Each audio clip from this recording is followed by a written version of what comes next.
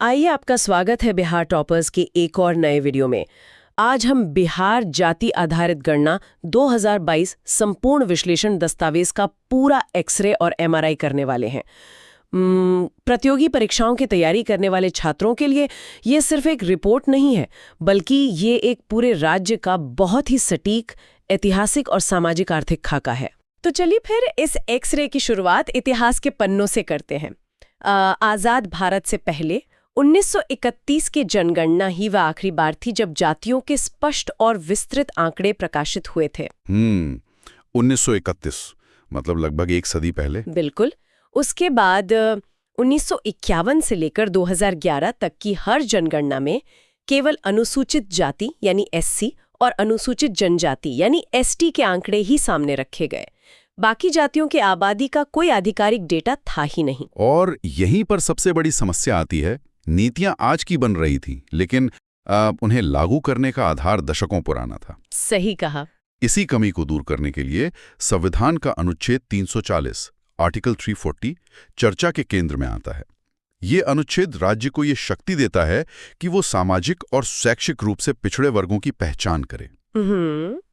लेकिन बिना सटीक आंकड़ों के पहचान आखिर कैसे हो? वही तो 2011 में केंद्र सरकार ने SECC यानी सामाजिक आर्थिक और जाति जनगणना करवाई तो जरूर, लेकिन जातियों के वे आंकड़े कभी सार्वजनिक नहीं किए गए। अच्छा, और इसी वजह से बिहार सरकार ने राज्य स्तर पर यह गणना करवाने का निर्णय लिया। जी बिल्कुल। तो यहीं से इसकी कार्यप्रणाली शुरू होती है। दस्तावेज बताता है कि इस पूरी प्रक्रिया के लिए सामान्य प्रशासन विभाग, जिसे हम GAD करते हैं, उसे नोडल एजेंसी बनाया गया। GAD। और इसके लिए राज्य की आकस्मिक निधि से पूरे 500 करोड़ रुपए का बजट रखा गया। अब मैं यहाँ आपको थोड़ा रोकना चाहूंगी। जी बताइए। 500 करोड़ रुपए एक बहुत बड़ी रकम होती है। क्या सिर्फ आंकड़े जुटाने के लिए इतनी जटिल और खर्चीली प्रक्रिया की वास्तव में आवश्यकता थी? देखिए, ये सवाल बहुत स्वाभाविक है, लेकिन हमें इस कार्य के स्केल को समझना होगा। 13 करोड़ से ज्यादा लोगों का घर घर जाके डेटा लेना कोई मामूली बात नहीं है। डेटा के दोहराव का भी तो खतरा रहता होगा। बिल्कुल। एक व्यक्ति 2 जगह न गिना जाए, इसके लिए तकनीक का सहारा लेना अनिवार्य था। ये कोई साधारण रजिस्टर पर होने वाला सर्वे नहीं था।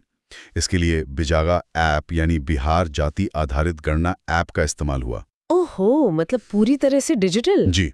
और इस IT सपोर्ट के लिए बेल्ट्रॉन और ट्रेजेंट टेक्नोलॉजीज की मदद ली गई।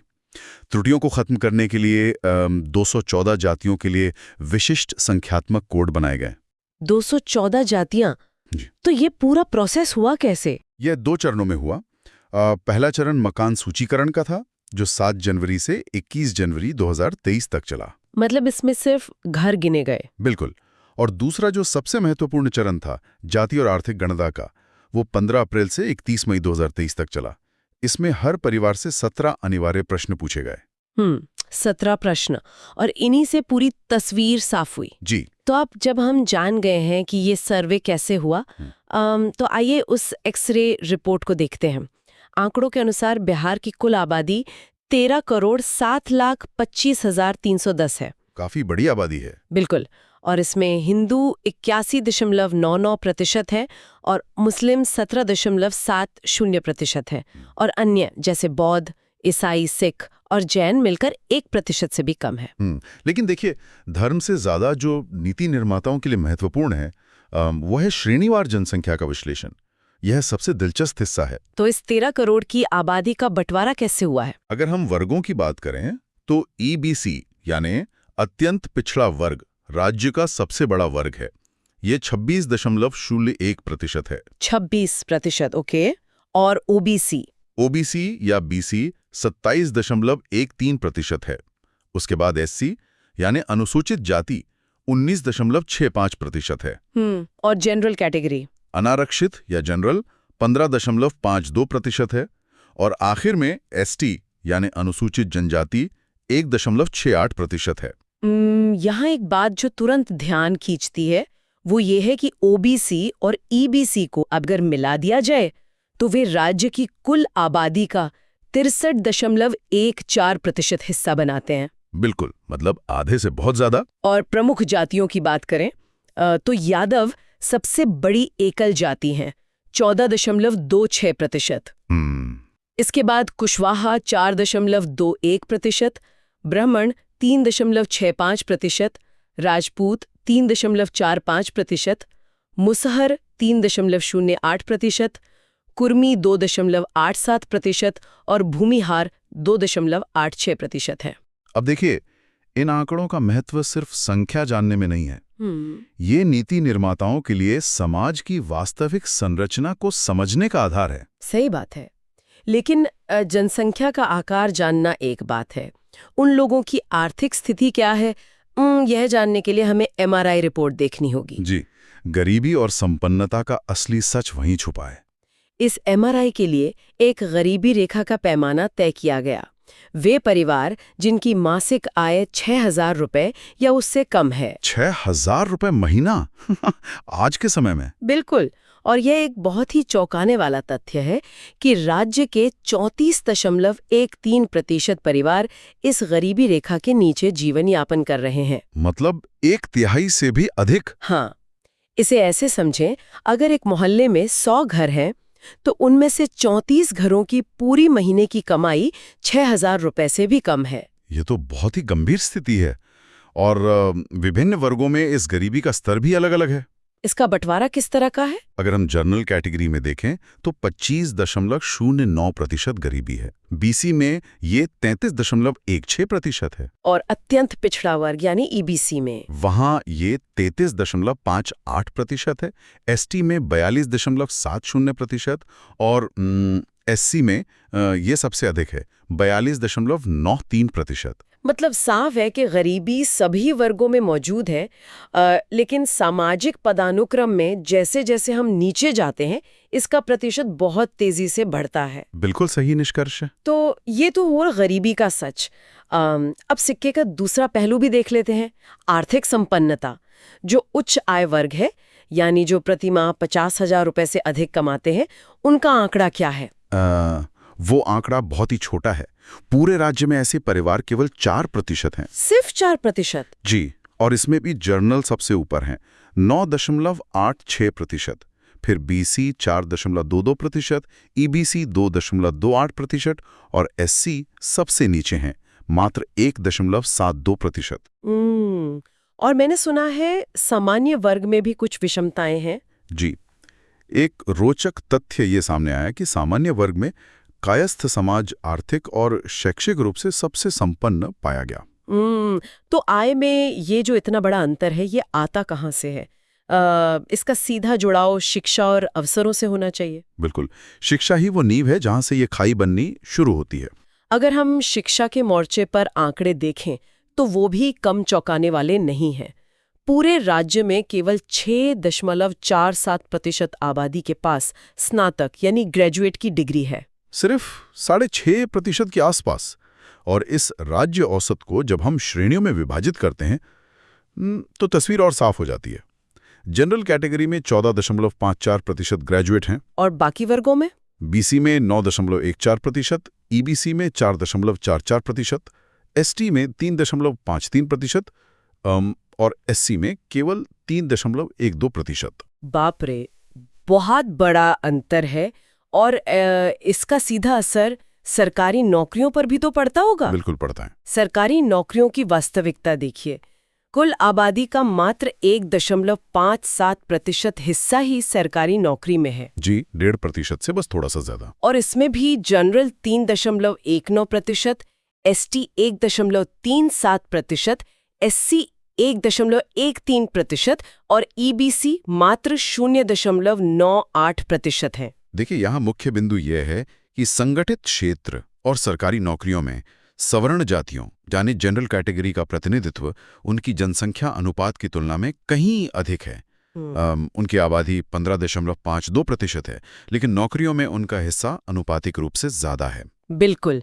और ये असमानता संपत्ति स्वामित्व यानी एसेट ओनरशिप में भी साफ दिखती है। ये एक कड़वा सच है कि 95.49% आबादी के पास कोई वाहन नहीं है। 95% के पास वाहन नहीं है। और डिजिटल युग में पूरी आबादी में केवल 1.37% लोगों के पास इंटरनेट सहित लैपटॉप या कंप्यूटर है। ये डिजिटल डिवाइड तो बहुत खतरनाक है। हाँ, जनरल कैटेगरी में ये 3.52% है, जबकि एससी में मात्र 0.51%। अब जब सरकार के सामने ऐसे सामाजिक आर्थिक आंकड़े आए, हाँ। तो जाहिर सी बात है इसका सीधा असर नीतियों पर पड़ना तय था। यहीं से आरक्षण नीति में ऐतिहासिक बदलाव की कहानी शुरू होती है। बिल्कुल, और इसके लिए हमें थोड़ा पीछे जाना होगा। 1992 के इंदिरा साहनी जजमेंट को याद करना होगा। ऐतिहासिक फैसला जी, जहां सुप्रीम कोर्ट ने आरक्षण की अधिकतम सीमा 50% तय की थी। इसमें एससी 16%, एसटी 1%, ईबीसी 18%, ओबीसी 12% और ओबीसी महिला 3% था। राइट। लेकिन फिर 2019 में 103वें संविधान संशोधन से 10% ईडब्ल्यूएस यानी आर्थिक रूप से कमजोर वर्ग आने के बाद ये सीमा 60% हो गई थी। सही। और फिर आता है नवंबर 2023 का नया आरक्षण दायरा। जी, जहां सरकार ने 50% से सीधे 75% की छलांग लगाई। ये तो बहुत बड़ा बदलाव था। इस नई व्यवस्था में बंटवारा कैसे हुआ? इसमें ईबीसी को 25%, ओबीसी को 18%, एससी को 20% और एसटी को 2% दिया गया और ईडब्ल्यूएस का 10% अपरिवर्तित रहा। और महिलाओं वाला कोटा? पिछले वर्ग की महिलाओं के लिए जो अलग से 3% आरक्षण था, उसे समाप्त कर दिया गया, जिससे कुल आरक्षण 75% हो गया। इस फैसले ने राज्य बनाम केंद्र के अधिकारों की एक बहुत बड़ी कानूनी लड़ाई छेड़ दी थी। याचिकाकर्ताओं का तर्क क्या था? देखिए, याचिकाकर्ताओं के तर्क काफी मजबूत थे। उन्होंने कहा कि 7वीं अनुसूची की संघ सूची यानी यूनियन लिस्ट की एंट्री 69 के तहत जनगणना कराने का अधिकार केवल केंद्र को है। अच्छा, मतलब राज्य जनगणना करा ही नहीं सकता? उनका यही कहना था। और दूसरा तर्क ये था कि यह अनुच्छेद 21 राइट टू प्राइवेसी का उल्लंघन है।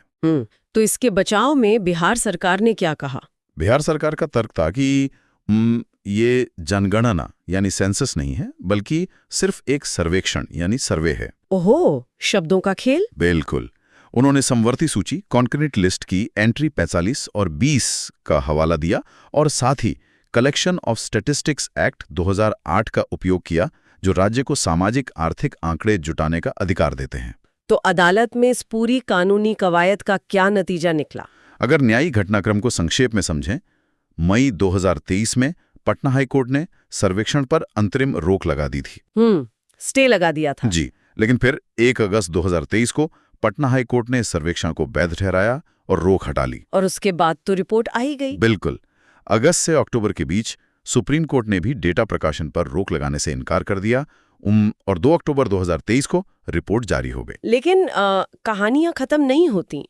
जो अंतिम प्रहार था वो 20 जून 2024 को हुआ। पटना हाईकोर्ट ने आरक्षण को 50% से बढ़ाकर 65% करने वाले कानूनों को रद्द कर दिया। जी, ये बहुत बड़ा फैसला था और इसके पीछे के तर्क को समझना जरूरी है। अदालत ने इसे उसी इंदिरा साहनी मामले में निर्धारित 50% की सीमा और योग्यता यानी मेरिट के सिद्धांतों का असंवैधानिक उल्लंघन माना। मतलब 65% वाला कानून अब लागू नहीं है। तो इस पूरी प्रक्रिया ने देश की राजनीति और भविष्य की नीतियों के लिए मंडल 2.0 जैसी एक नई बहस को जन्म दे दिया है। बिल्कुल सही। इसके 3 मुख्य प्रभाव हम साफ देख सकते हैं।